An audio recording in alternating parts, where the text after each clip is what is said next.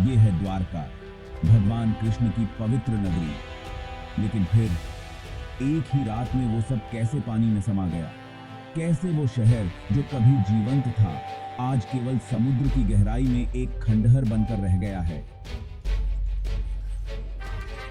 पर क्या ये सच है, या फिर ये मात्र एक कहानी भर है, या फिर द्वारका शहर सच में कभी था? इसी सवाल का जवाब खोजने के लिए साइंटिस्ट्स और पुरातत्व के लोग समुद्र की गहराइयों में उतरे। साल 1983 में भारतीय पुरातत्व सर्वेक्षण की टीम ने गुजरात के समुद्र में गोते लगाने शुरू किए। सदियों तक ये रहस्य हमारे लिए छिपा रहा, और जो उन्होंने वहां पाया वो सीरियसली अमेजिंग था। जब समुद्र की गहराइयों में जाकर खोज की तो ऐसे अवशेष मिले जिन्होंने हर किसी को हिलाकर रख दिया। महल, रास्ते, प्राचीन इमारतों के अवशेष।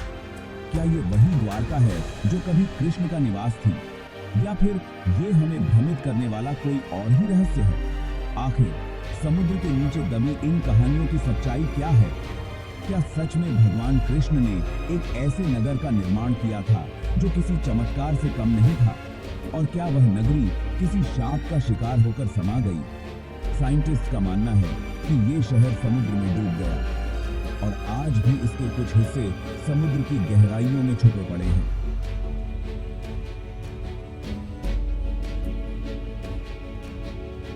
आज भी यह द्वारका हमें अपनी तरफ खींचती है, जैसे कोई अनसुलझा रहस्य हमें पुकार रहा हो।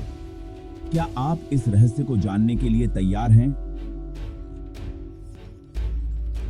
सोचिए, एक ऐसा शहर जो कभी स्वर्ग जैसा खूबसूरत था, जहां के महल सोने और रत्नों से सजे थे, जहां का हर कोना एक समृद्धि की गाथा कहता था।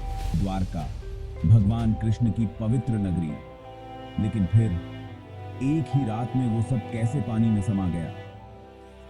कैसे वो शहर जो कभी जीवंत था, आज केवल समुद्र की गहराई में एक खंडहर बनकर रह गया है? आइए उस डूबी हुई नगरी के उन रहस्यों को जानें जो सदियों से हमारे सवालों का जवाब छिपाए बैठी है।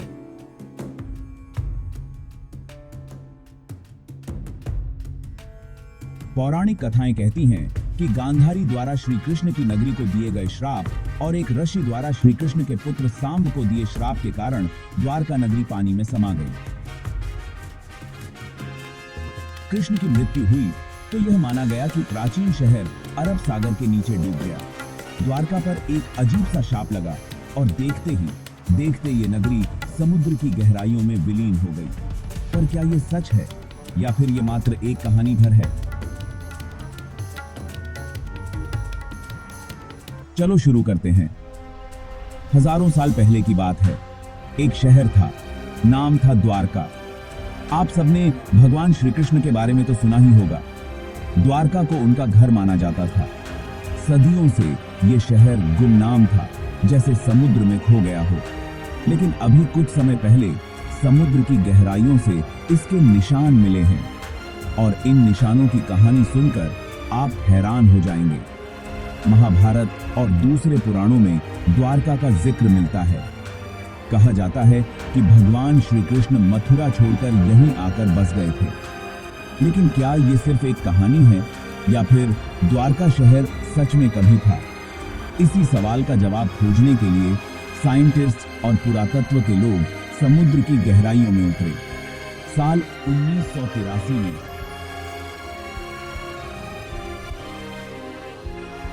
भारतीय पुरातत्व सर्वेक्षण की टीम ने गुजरात के समुद्र में गोते लगाने शुरू किए, और जो उन्होंने वहां पाया वो सीरियसली अमेजिंग था।